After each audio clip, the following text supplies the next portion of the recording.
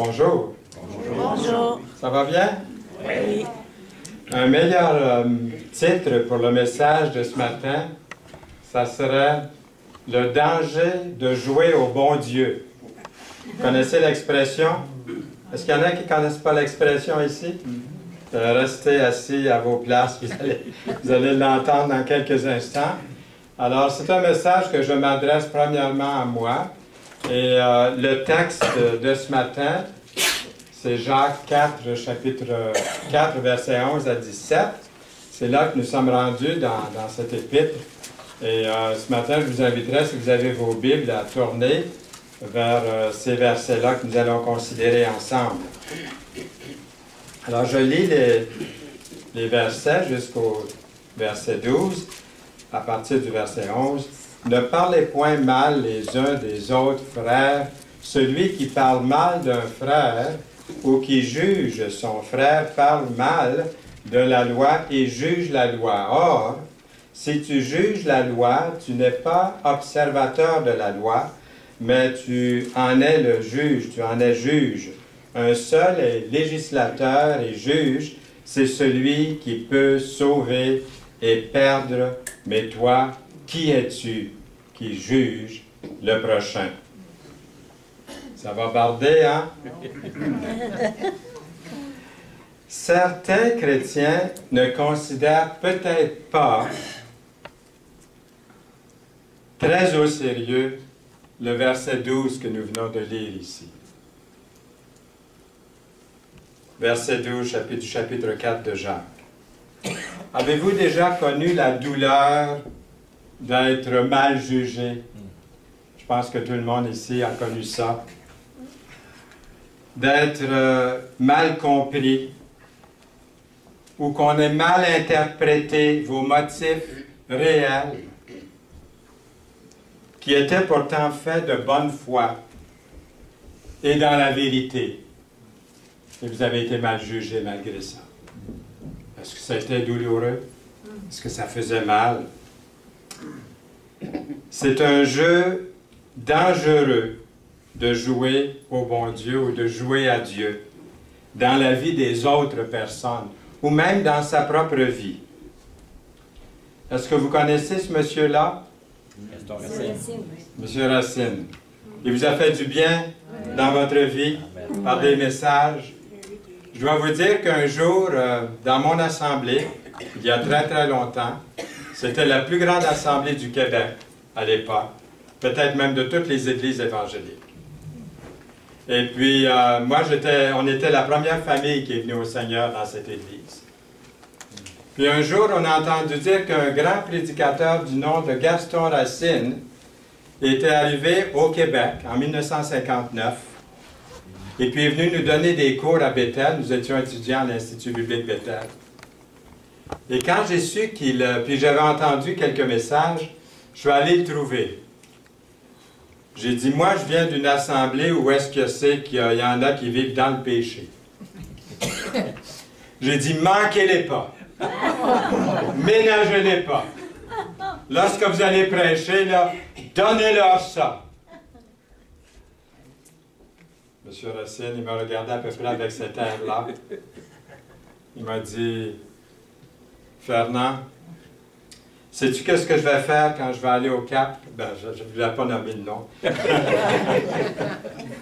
Il dit, sais-tu qu'est-ce que je vais faire? Il dit, au lieu de parler de leur péché, de leur lutte, de leurs conditions, ils savent. Je n'ai pas besoin de faire ça, il dit. Ce que je vais faire, au lieu de parler de leur manquement, de leur égarement, il dit, je vais leur parler de Jésus. Il était connu pour ça. Il dit, je vais leur parler de l'amour de Jésus. Il dit, je vais leur parler de la beauté de Jésus. Je vais leur parler de la grâce de Jésus, du pardon de Jésus. Et je vais leur parler du sacrifice de Jésus pour moi à la croix.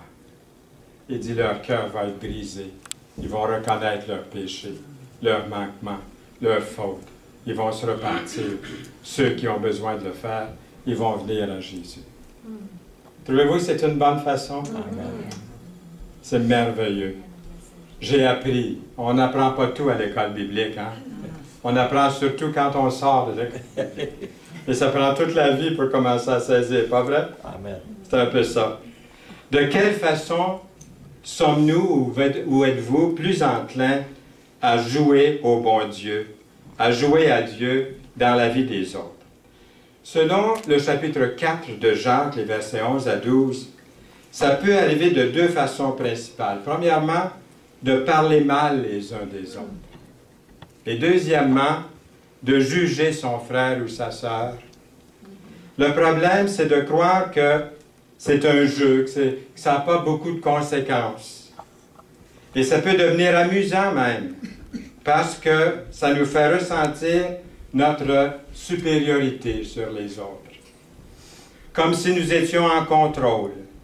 Nous contrôlons les autres dans leur façon de penser ou d'agir. Nous leur disons ce qu'ils doivent faire ou ne pas faire. Et l'un des moyens les plus dangereux, c'est que nous nous mettions à jouer à Dieu dans la vie des autres personnes. De les juger, en les dénigrant peut-être ou en les accusant. Nous lisons dans Proverbe 18, verset 8, « Les paroles du rapporteur sont comme des friandises. Elles descendent jusqu'au fond des entrailles. » Pourquoi est-ce qu'on aime tant incriminer les autres? Mais voici trois raisons pour ne pas jouer à ce petit jeu-là. Premièrement, parce que ce n'est pas chrétien. Ne parlez point mal les uns des autres, frères. Calomnier ou médire pour ruiner la réputation de quelqu'un ou les faire paraître mal aux yeux des autres. Dans ce sens, Jacques donne un commandement ou un ordre. Et dans un autre sens, Jacques fait une déclaration. En réalité, c'est comme si Jacques nous disait, « S'il vous plaît, mes frères, mes sœurs, n'agissez pas de cette façon-là. Ne faites pas ça. Voici ce qu'un frère ne devrait pas faire aux autres. » Comment Jésus nous a-t-il dit que nous nous reconnaîtrions les uns les autres? Par l'amour. Nous avons ce beau verset. « À ceci tous connaîtront que vous êtes mes disciples si vous avez de l'amour les uns pour les autres. » Une deuxième raison pour ne pas jouer à ce jeu dangereux, parce que c'est un manque d'amour. Qui juge son frère parle mal de la loi et juge la loi. Verset 11b. Quels sont les deux plus grands commandements que le Seigneur nous a donnés? Dans Matthieu 22, 37, Jésus lui dit, « Tu aimeras le Seigneur ton Dieu de tout ton cœur, de toute ton âme, de toute ta pensée. » Et deux versets plus loin, verset 39, « Et voici le second qui est semblable, qui lui est semblable. Tu aimeras ton prochain comme toi-même. » Vous connaissez le dicton qui dit « L'amour triomphe de tout. » Une troisième raison pour ne pas jouer à ce jeu dangereux, parce que c'est injustifiable. Verset 12. « Toi, qui es-tu qui juge le prochain? » Pour qui te prends-tu, au fond? C'est ce que ça veut dire ici. Peut-on prétendre que c'est par amour et pour aider quelqu'un que nous jugeons les autres? Jacques souligne qu'un seul est législateur et juge au verset 12.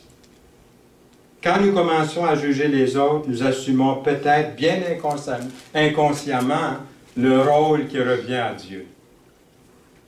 Arrêtons de jouer au bon Dieu. Voici quelques passages pour nous faire réfléchir concernant ce sujet très important. Au verset 1 du chapitre 7 de Matthieu, « Ne jugez point afin que vous ne soyez point jugés. Car on vous jugera du jugement dont vous jugez, et l'on vous mesurera avec la mesure dont vous mesurez. le cas d'un frère qui jugeait, puis mettait sous discipline. Il y avait une place de direction dans l'Église, et là, je vais essayer de ne pas nommer l'Église, là. Il était très, très dur pour l'Église. Et un jour, il a échoué. Non, parce qu'on est humain. Il a échoué, même les meilleurs. Et là, l'Église a tombé dessus, a tombé vraiment dessus, sans ménagement. Et moi, j'ai trouvé ça injuste. Alors, j'ai appelé un des anciens de cette Église-là, puis j'ai dit, vous ne trouvez pas que vous y allez un peu fort sur lui? Il a quand même fait beaucoup de bien. Il a fondé des églises, il a été absolument un homme extraordinaire. Puis regardez, vous ne le ménagez pas du tout. Vous le frappez pendant qu'il est à terre. Savez-vous ce qu'il m'a répondu? Il dit, lui, il a frappé pas mal fort sur plusieurs qui étaient à terre, pendant longtemps. Vous voyez, il était jugé de la façon qu'il avait jugé les autres. Et souvent, il l'avait fait injustement, très, très dur. Et il a été repris aussi très, très difficile, très dur par les autres, de cette façon-là. Donc, ne jugeons pas les autres d'une façon sévère, parce que nous allons être jugés de la même façon. Une bonne question à se poser, est-ce que j'aimerais être jugé par les mêmes normes que j'utilise pour les autres? Ainsi, chacun de nous rendra compte à Dieu pour lui-même. Ne nous jugeons donc point les uns les autres, mais pensez plutôt à ne rien faire qui soit pour votre frère une pierre d'achoppement ou une occasion de chute. Ce passage montre bien que nous devons être assis dans le banc des témoins et non pas assis dans la chaise du juge, avec son maillet ou son gavel, prêt à frapper sur la table. Parlez et agissez comme devant être jugés par une loi de liberté, par le jugement et sans mépris, sans miséricorde pour qui il a fait miséricorde. Je lis le mauvais verset ici, je vais reprendre ce verset. Ainsi, chacun de nous rendra compte à Dieu pour lui-même. Ne nous jugeons point plus les uns les autres, mais pensez plutôt à ne rien faire qui soit pour votre frère une pierre d'achoppement ou une occasion de chute. Romains 14, versets 12 et 13. Un autre verset, parlez et agissez comme devant être jugés par une loi de liberté, car le jugement est sans miséricorde pour qui n'a pas fait miséricorde. La miséricorde triomphe du jugement. Nous sommes appelés à offrir la miséricorde. Est-ce que c'est mieux? Pas le jugement, la miséricorde. Si nous voulons obtenir miséricorde nous-mêmes, qu'est-ce qu'il faut faire? Offrir la miséricorde. Il y a aussi le danger de jouer à Dieu dans sa propre vie. Dans sa propre vie. À vous maintenant qui dites aujourd'hui ou demain, nous irons dans telle ville, nous y passerons une année, nous trafiquerons et nous gagnerons. Vous qui ne savez pas ce qui arrivera demain. Car qu'est-ce que votre vie? Vous êtes une vapeur qui paraît pour un peu de temps et qui ensuite disparaît. Vous devriez dire au contraire, si Dieu le veut. Nous vivrons et nous ferons ceci ou cela, mais maintenant vous vous glorifiez dans vos pensées orgueilleuses. C'est chose mauvaise de se glorifier de la sorte. Celui donc qui sait faire ce qui est bien et qui ne le fait pas commet un péché. Le problème pourrait être celui du jeu de l'orgueil. Jouer à Dieu dans sa propre vie peut nous faire croire que nous sommes en contrôle. Nous arrive-t-il de prendre souvent des décisions sans consulter Dieu? Est-ce que ça vous arrive de prendre des décisions? Moi, ça m'arrive de consulter Dieu, de ne pas consulter Dieu en tout. C'est regrettable. En réalité, dans le texte d'aujourd'hui, Jacques nous parle de faire des plans Et voici 3 erreurs à éviter lorsque nous faisons des plans. Première erreur à éviter, c'est de planifier sans Dieu. OK? À vous maintenant qui dites aujourd'hui ou demain nous irons dans telle ville, nous y passerons une année, nous trafiquerons et nous gagnerons. Au verset 13 de Jacques 4. Ce verset de Jacques 4, verset 13, établit selon moi un très bon plan d'affaires. Regardez de plus près. Un temps, aujourd'hui ou demain. Un endroit, telle ou telle ville. Un délai, passer un an là-bas. Un résultat, faire de l'argent. Est-ce qu'il y a quelque chose de mauvais dans ce plan-là? Non. Est-ce que ça serait un bon plan à suivre? Sûrement. Mais qu'est-ce qui manque dans ce plan-là? Il manque Dieu. Il manque le Seigneur. Ce sujet est très pertinent pour nous aujourd'hui, pour nous ce matin, car nous avons tous à faire des plans. Je suis certain qu'il y en a qui ne m'écoutent pas ce matin, là, sont en train de faire des plans pour la semaine. J'espère que non. Mais on a tous à faire des plans. Moi aussi, j'ai des plans. J'ai une semaine devant moi. Mais ce matin, le plan, c'est d'être assis puis d'écouter sa parole, d'être réjouis ensemble, de l'adorer comme on a fait, d'entendre sa parole. Nous avons tous à faire des plans d'une façon ou d'une autre. Et faire des plans pour les études, l'école, un emploi, le mariage, la famille, les vacances, la retraite. Faire des plans en soi n'est pas mauvais. Paul a souvent fait des plans en ce qui concerne ses voyages missionnaires. Il s'agit de regarder dans Actes 15, 36, chapitre 18, versets 20 et 21, 1 Corinthiens 16, versets 5 à 9, pour réaliser qu'il a fait des plans. En fait, faire des plans ou l'établissement d'objectifs est un élément clé de la réussite dans tout ce que nous entreprenons d'important pour la vie. Donc, le Seigneur n'est pas contre les plans. Il y a une bonne façon de planifier et une mauvaise façon, et Jean traite bien ce sujet-là. D'abord, la bonne façon. Nous pouvons soumettre notre projet à la volonté de Dieu. La solution, inclure Dieu dans nos plans, selon Jacques 4, verset 15. Vous devriez dire au contraire, si Dieu le veut, nous vivrons et nous ferons ceci ou cela. La plupart des chrétiens disent, et c'est très bien, je l'entends souvent, je le dis moi-même, si Dieu le veut. On dit ça souvent, si Dieu le veut, comme une déclaration reliée à ce qu'ils font, ces chrétiens, ou des fois on va dire, Dieu voulant, nous nous rencontrerons ce soir, disons, à la réunion. Dieu voulant, je te verrai la semaine prochaine. L'expression peut être utilisée même quelquefois avec une certaine légèreté.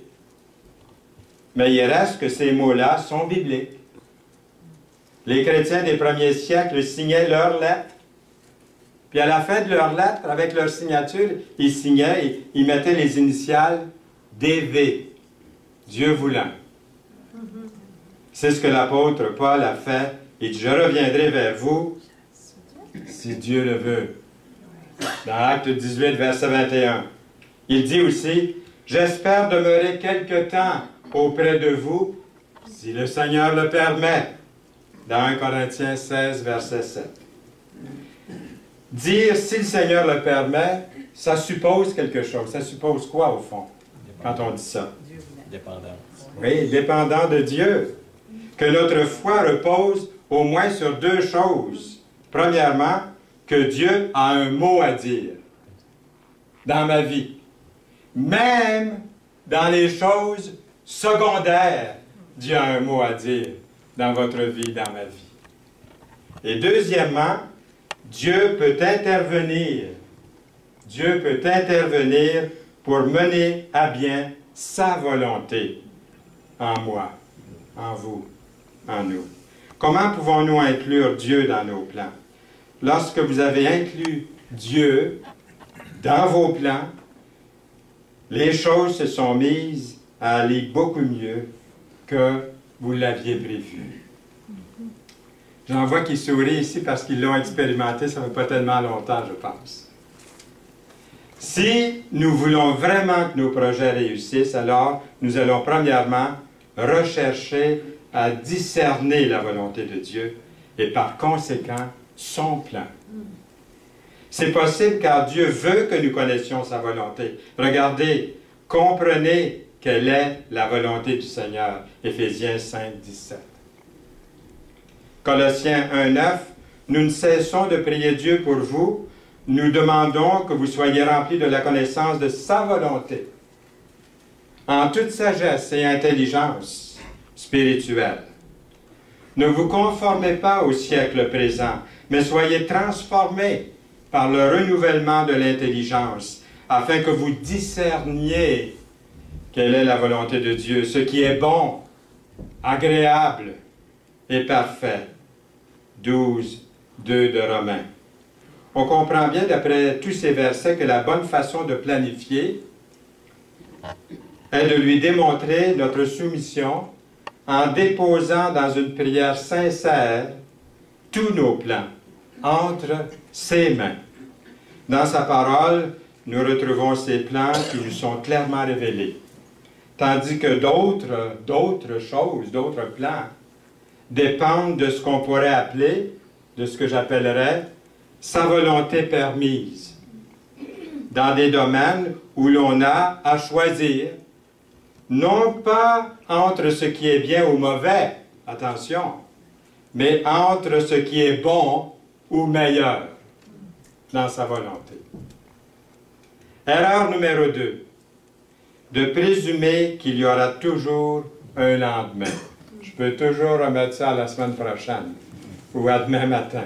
Mañana de mañana, comme on dit en espagnol. Hein? Mañana de mañana.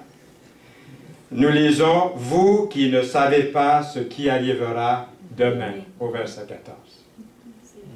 La vérité, c'est que demain ne nous est pas garanti. Et ça, je le réalise de plus en plus. Quand vous arrivez à l'âge que j'ai maintenant, il y a plusieurs de vos amis que vous avez cru en forme et puis bouillants de vie sont morts, meurent. Et puis ils sont plus jeunes que vous, beaucoup des fois plus jeunes que vous. Et là, vous réalisez combien la vie est courte et que demain n'appartient à personne. Si nous allons encore respirer demain matin, est-ce qu'il y en a qui sont certains ici qu'on va encore respirer demain matin? Vivons-nous comme si nous allions vivre éternellement sur cette terre? J'ai un voisin pas loin de chez nous qui s'est construit non pas un cabanon, 2 cabanons. Et moi, ça me faisait rire parce que je me disais, lui, il pense qu'il va vivre éternellement sur la terre. Là. Il s'en construit des cabanons parce qu'il ramasse beaucoup de choses. Il y a certains risques insensés à ne pas prendre. Des risques qu'il ne faut pas prendre. Vous êtes-vous déjà trouvé dans une situation où juste à ce moment-là, vous avez réalisé que la vie est courte? Je l'ai réalisé des fois dans la circulation. Hein? Je remercie encore le Seigneur des fois. Même quand j'étais plus jeune, la bicyclette, je me rappelle des fois l'avoir passé proche. Et vous aussi, hein, d'avoir vu l'éternité de proche. Jacques écrit que notre vie est une vapeur qui paraît pour un peu de temps et qui ensuite disparaît, au verset 14. Dans le psaume 39, verset 5, « Voici, tu as donné à mes jours la largeur de la main, et ma vie est comme un rien devant toi.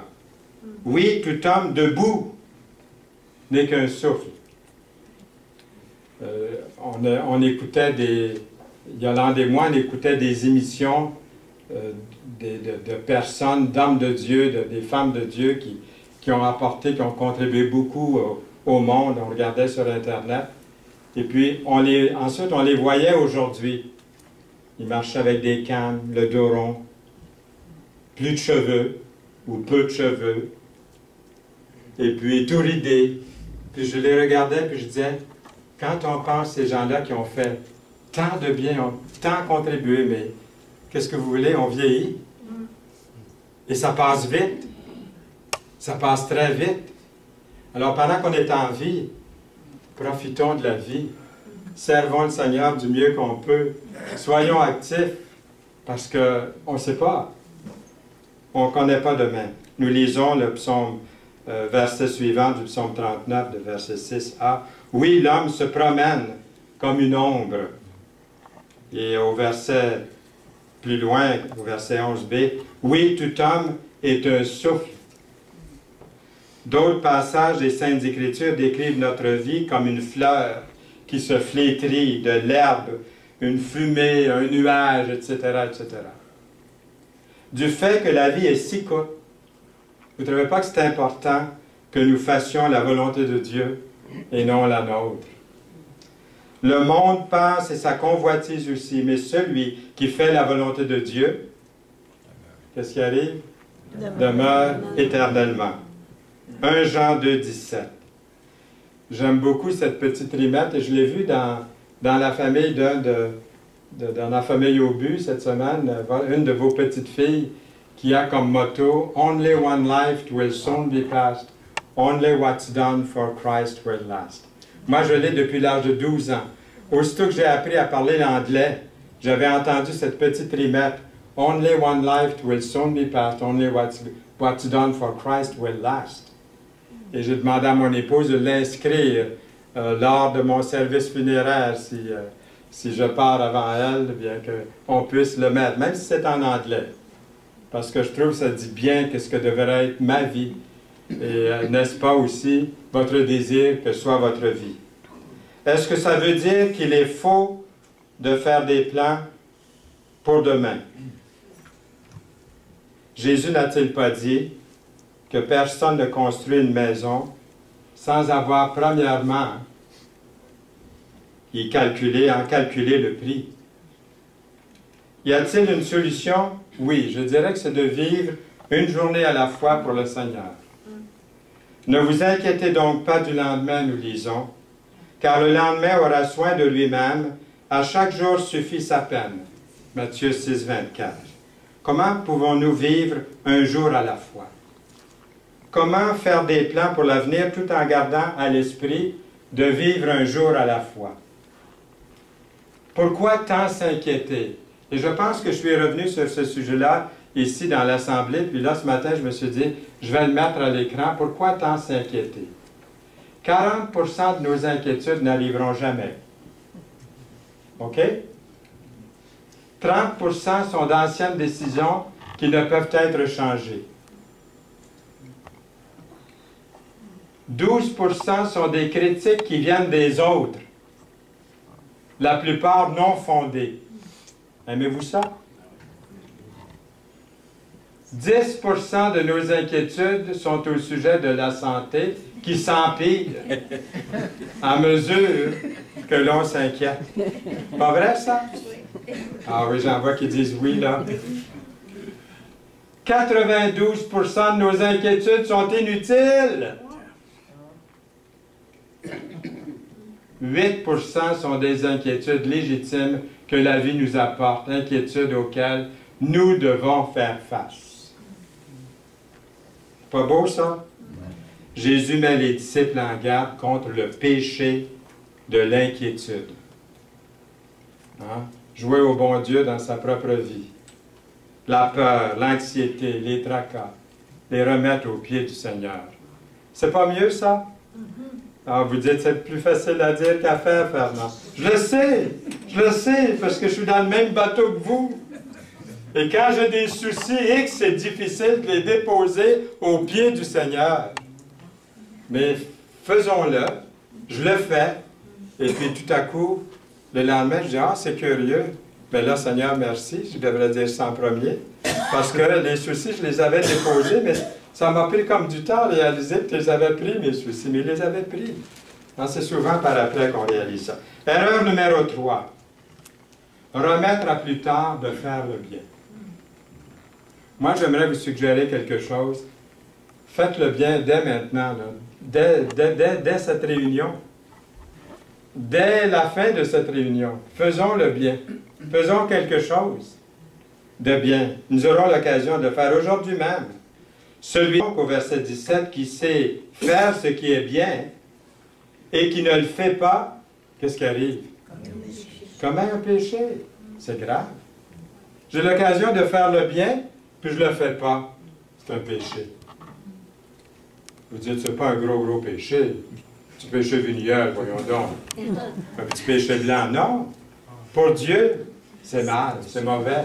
Parce que j'ai l'occasion de faire le bien. La plupart du temps, nous sommes peut-être portés à mettre l'accent, et ça je le dis, là, je mets l'accent là-dessus aussi, sur ce que nous ne devrions pas faire. Exemple, on ne devrait pas mentir, on ne devrait pas juger, on ne devrait pas commérer. Mais on néglige de considérer l'autre côté de la médaille, qui est de faire le bien. Hein? Je ne fais pas tort à personne. Vous entendez ça des fois? Je ne fais pas tort à personne. Ben oui, mais c'est pas ça qui est écrit. C'est de faire le bien, c'est pas de ne pas faire tort à personne. Pouvez-vous faire une longue liste des choses que vous savez être la volonté de Dieu pour votre vie? Une longue liste de ce qui est bien, que vous savez pouvoir faire, accomplir pour Dieu. Si vous ne le faites pas, est-ce que c'est un plus grand péché que toutes les autres choses que vous n'êtes pas censé faire, comme tu ne voleras pas, tu ne mentiras pas, tu ne feras de mal à personne? La solution, ne pas remettre à plus tard, agir maintenant, ce que nous voulons faire, de bien, pour Dieu, selon sa volonté. Le faire aujourd'hui, maintenant. Et puis l'autre verset que nous avons ici, « Ne refuse pas un bienfait à celui qui y a droit, quand tu as le pouvoir de l'accorder. Ne dis pas à ton prochain, « Va et reviens. Demain, je donnerai. » quand tu as de quoi donner. Donc, on doit agir maintenant. Y a-t-il quelque chose que vous pourriez faire aujourd'hui, par exemple, que vous pourriez faire pour vos parents, pour un voisin, pour vos frères et sœurs dans le Seigneur, pour votre famille? Qu'est-ce qui pourrait vous empêcher de faire le bien tout de suite, aujourd'hui? En conclusion, de quelle façon le message d'aujourd'hui pourrait-il vous rendre plus enclin, vous et moi, là, à ne pas jouer au bon Dieu? Je ne vous demande pas de répondre, là, vous levez la main, mais je sais que ça chauffe, là, ça bouge. Il n'y a pas de silence, là.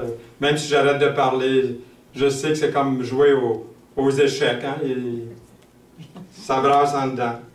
Y a-t-il une vérité ou une parole que nous avons entendue ce matin, dont vous aviez besoin d'entendre ce matin, ou de retenir pour lutter contre cette tendance que vous aviez peut-être à médire ou à juger les autres?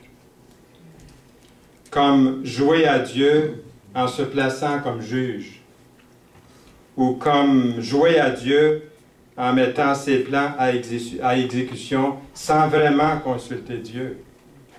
Comme jouer à Dieu en présumant que demain m'appartient et donc je peux toujours remettre tout au lendemain et ne pas profiter de vivre pleinement la journée d'aujourd'hui. Méditons un instant, si vous voulez, sur le verset 17 du chapitre 4 de Jacques et posons-nous la question, comment ce verset m'interpelle-t-il ce matin? Celui donc qui sait faire ce qui est bien et qui ne le fait pas commet un péché. Que dire maintenant de la chose la plus importante pour votre vie, pour la mienne? Quels sont vos plans pour l'éternité? Vous ne me reconnaîtriez pas si je n'avais pas parlé du salut ce matin parce que j'ai un cœur d'évangéliste.